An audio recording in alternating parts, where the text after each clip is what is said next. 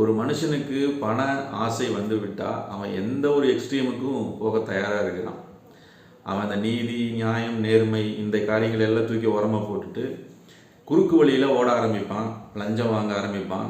இன்றைக்கி சமுதாயத்தில் நடக்கிற திருட்டு, வழிப்பறி, கொள்ளை சம்பவங்கள் எல்லாம் பார்த்திங்கன்னா இந்த பண ஆசையினால தான் நடக்குது.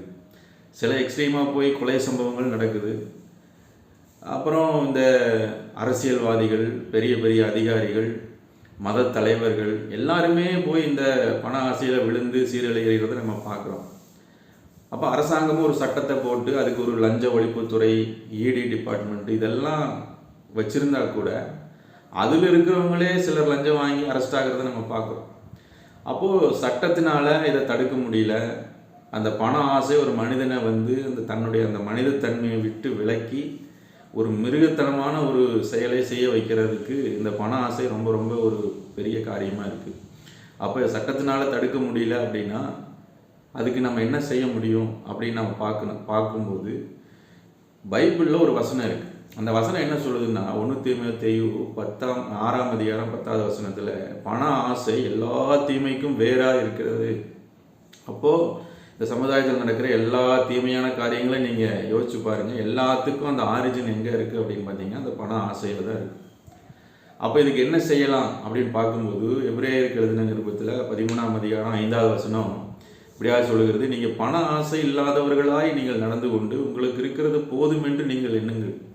பட் நம்முடைய வேலை, நமக்கு கொடுக்கப்பட்ட வேலையில் நம்ம உண்மையாக உழைக்கணும். அந்த உழைக்கிற அந்த ஊதியம் நமக்கு கிடைக்கும். அந்த வருமானத்தில் நாம் திருப்தியாக வாழ பழகணும்.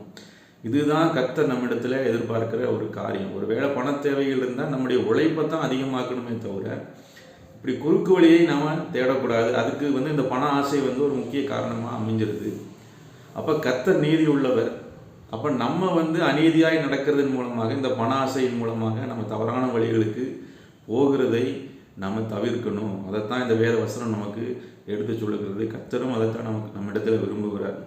அப்படியே நம்முடைய வாழ்க்கையில் நமக்கு இருக்கிற காரியங்கள் போதும் அப்படிங்கிற அந்த ஒரு எண்ணம், ஒரு திருப்தியான வாழ்க்கை, ஒரு நன்றியுள்ள ஒரு வாழ்க்கை நம்ம வாழ்வோமானால் கர்த்தர் நம்ம மேல் பிரியமாக இருப்பார். அதனால் இந்த பண ஆசை எல்லா தீமைக்கும் வேறாக இருக்கிறபடினால அந்த ஆசையை நம்மை விட்டு விலக்கவும்.